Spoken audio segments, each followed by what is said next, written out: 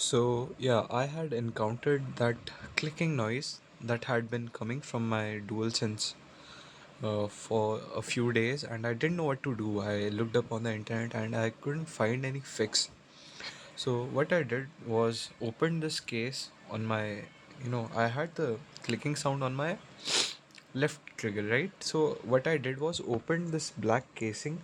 It had four screws on it, and I had to pull this white part away from the PCB, right? So I pulled this up and I removed this cog or wheel, you as you would call it, and then reassembled it back.